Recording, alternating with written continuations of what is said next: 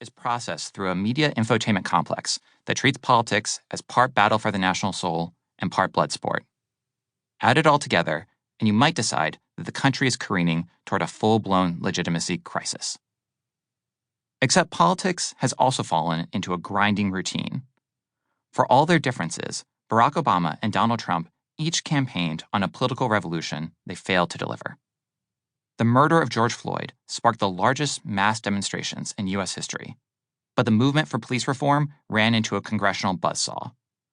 Rioters intent on overturning an election stormed the Capitol, only to discover that they couldn't do more than delay the certification of Joe Biden's victory by a few hours.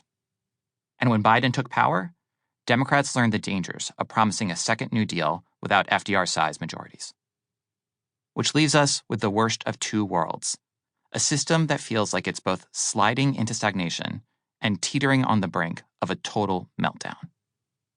That's not the only strange fact about the contemporary political scene. For most of American history, one party has tended to dominate. Jeffersonians in the early Republic, Democrats in the age of Jackson, Republicans during the era of the Civil War and Reconstruction, then again from the 1890s down to the Great Depression, and Franklin Roosevelt's Democrats in the Depression and post-war years. But neither party has been able to put together an enduring majority since the collapse of the New Deal coalition. The last authentic landslide in the popular vote, defined as winning by more than 10 points, occurred when Ronald Reagan carried 49 states in 1984. And Reagan's personal popularity didn't do his party much good. While the president was cruising to re-election, Democrats retained control of the House and picked up seats in the Senate. Today, victories at FDR's scale are unimaginable, and revolts against the incumbent party are the norm, making it impossible for either coalition to form a stable majority. With national elections decided by wafer-thin margins, it becomes much more likely that control of Washington will fall to a party that didn't win a numerical majority. A president taking office without carrying the popular vote. A Senate chosen by a minority of the country.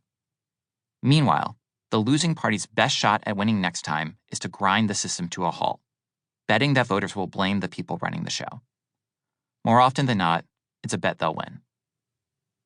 The peculiarities of American politics make the failure to win by decisive margins especially consequential. Almost every other democracy has more than two major parties. If nobody wins outright, elected officials bargain among themselves to form a coalition government. American politicians have to forge their majorities at the polls, and the numbers have to be huge if a campaign platform is going to survive the legislative gauntlet. So the United States is unusual compared with the rest of the world because of its two-party system. And the country today is unusual compared with its historical norm because no coalition has a lasting hold on power. This book starts from the premise that you can't understand American democracy, from its origins in the 18th century down to the impasse it has reached today, without taking a close look at the people who have walked the golden line between the rulers and the ruled. They are the democratic elite, the portion of the ruling class whose authority derives, at least in theory, from the public's consent. And they have a power that's unique to modern democracies. The ability to form electoral coalitions that bind millions of people together in a single cause.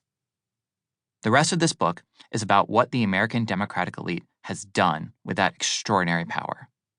It's a biography of American democracy told through its majorities and the people who made them. The subject is worth paying attention to now because, over the long arc of American history, creating a new majority has been the single most effective way of breaking through political logjams of the kind we're facing. There are plenty of visionary proposals out there for remaking society. What's missing is a plan for building a coalition that could turn those dreams into reality.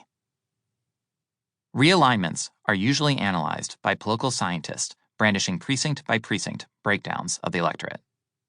This account shifts the focus to a part of the story that's easy to lose track of between all the datasets.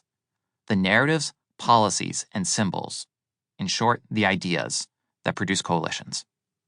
It views American democracy through the eyes of a small number of people who tried to remake the country, not just with one decisive victory, but by stitching together a majority over decades. It runs from the dawn of the Republic, when the founders discovered the unique power of appealing to a national electorate, down to the 21st century, with Barack Obama straining to hold together a fracturing system. In between, it includes